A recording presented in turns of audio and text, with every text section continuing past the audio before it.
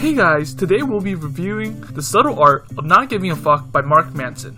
Mark talks about how people are giving too much of a fuck about everything. Basically, the world is trying to define what a happy and a good life is, to you and me. It includes a big house, great sex, a well-paying job, loads and loads of money, and just more and more and more, and it never ends. We start to chase this mirage of happiness and we'll never reach it, because once we obtain something, we will just want something bigger, something better, and something more awesome. For example, my mom worked very hard to come to America and find and buy the house that she currently lives in. She spent years saving and dreaming for her so-called perfect house. She knew what she wanted, and once she got it, she said that she would be happy. In fact, she was so picky when choosing the house that she spent 4 years just scouting. Then she found it, her perfect house. It was great and she bought it. But once she moved in, she started to complain about how small the house was and how she wanted to add another floor. She is chasing this endless ideal of happiness, and the more she receives, the further away she becomes from reaching her goals. This brings us to the first point. The key to a good life is not giving a fuck about more. It's giving a fuck about less. Giving a fuck about only what is true and immediate and important. Mark goes on to say that the desire for more positive experiences is itself a negative experience. Although my mom said that she knew that she would be happy with her new house, she wasn't. She got her house and she was pissed at how small it was. And this leads us to the next point. People no longer realize it's okay for things to suck sometimes. In fact, this is what our consumer culture and social media has been doing to the majority of us. It has been creating this mentality that nothing can suck. When I scroll through my Instagram feed or my Facebook feed, I see all these people having a blast with their lives. Someone is going bowling, or how someone started a business and is making thousands of dollars. Someone just got into a new relationship and this guy got a six-pack in 4 weeks. I started to realize that everyone else is having such a great and amazing life, and yet nothing is going on with me. I'm not meeting Drake, and I'm not this next singing prodigy, and I start to think that there's something wrong with me, that my life is just atrocious. In fact, I start to get more insecure, and I give more fucks about people's opinions on me. I care about how many likes I will get on my next Facebook post, and I'll care about what people will think about my hair. This shows the idea that when we believe that it's not okay for things to suck, then we unconsciously start blaming ourselves and we feel inadequate. The idea of not giving a fuck is a simple way of reorientating our expectations for life and choosing what is important and what is not. Is getting 3 more likes on my next Facebook post something that I really care about, or something that's really important to me? There are more important things that I should give a fuck about, which are reaching my goals or building my YouTube channel. Going back to the idea on how all my friends are having such an awesome time and posting everything on Instagram, Mark talks about how if you were to gather all the people who had some sort of psychological disorder, or have gone through some sort of struggle with depression, or have been through neglect or dealt with a death, and have survived serious health issues and accidents and traumas, and you put them all in a single room, then you probably would have gathered everyone in the world. Because all of us in our lives will go through some sort of problem. And this brings us to the next point.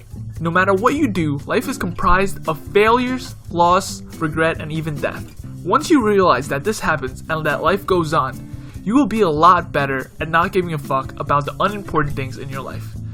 Everyone has problems in their lives. We can all get into disagreements, and it can all make us feel frustrated. All of the glamour that others are posting on their Facebook is just a small snippet of their lives, and they do not show any of their hardships. It is not just you who can feel sucky. Everyone can have something bad happen to them. Nothing is wrong with failure, and there is no reason to keep those negative emotions in. Instead, Mark suggests that you embrace your negative emotions, accept them, and take responsibility for them. This will lead to growth. Even if the problem might not be your fault, you are still responsible with how you experience it and what decisions you make in the future. Ultimately, each failure will better help lead to what is important to you. For example, in high school, I had a super big crush on this girl, and we had a friend group during lunch. Every day I would wake up and go to school excited to talk and hang out with her. In fact, it motivated me to go to school. Being my naive self, I took her bubbly nature as her liking me back. We would even message each other frequently on Snapchat, and every time she sent me a message, I got super excited.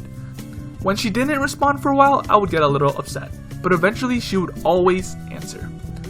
The thing that filled my teenage heart the most with joy was when we got the golden heart on Snapchat. The golden heart is a feature that shows that you have become each other's top contacts.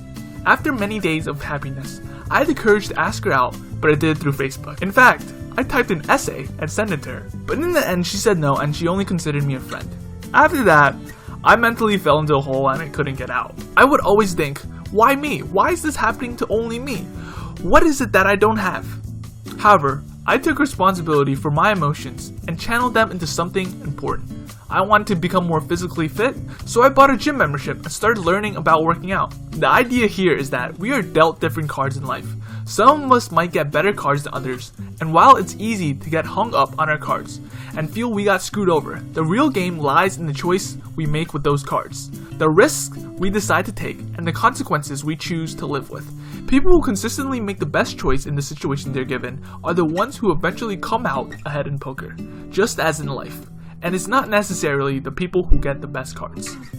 The next point in not giving a fuck is that you are going to die. Mark reminds us that everything that you do will not matter at all.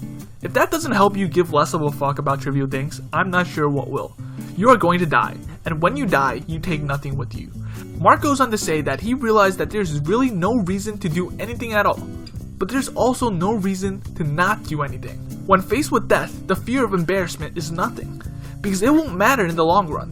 But what will matter is if that shame paralyzes you, and you won't be able to do something important or accomplish something impactful on this world. Without taking the plunge and not giving a fuck about the unimportant stuff, then you are not actually living. Again, life is short. If you want to do something that matters to you, go do it, and don't give a fuck about the things that don't mean as much. If the fact that you're gonna die doesn't matter to you right now, and you're still gonna keep on giving fucks about trivial things that is preventing you from doing the important things in life, it will eventually come back to you. For example, if you want to start a business that can save people's lives in Africa, but you just give a fuck about how others will think about you if you fail. Or if you have this big crush on your best friend, but you just give too much of a fuck about how if you asked her out, it would be embarrassing if she said no, and the friendship will just crumble. Mark's answer to this is blunt, but also somewhat true. The answer is just shut up and do it. Mark goes on to say that someone looking at the situation from the outside, the answer is real simple. But if you were the one going through the situation yourself, it would be like trying to solve an unsolvable problem. And yes, Mark agrees that just doing something is difficult. He reiterates one more time that you are going to die. When you're old and about to die, you will never get the chance to do anything ever again. That on your deathbed, you will be wondering, what if I asked my best friend out and she said yes? Or what if I started my business and created the next Apple? What if? Alright, ending this video, I would like to thank you for your time and I hope that you learned something. If you like this video, please give it a thumbs up, and if you'd like to see more book reviews, check out my channel. Thank you.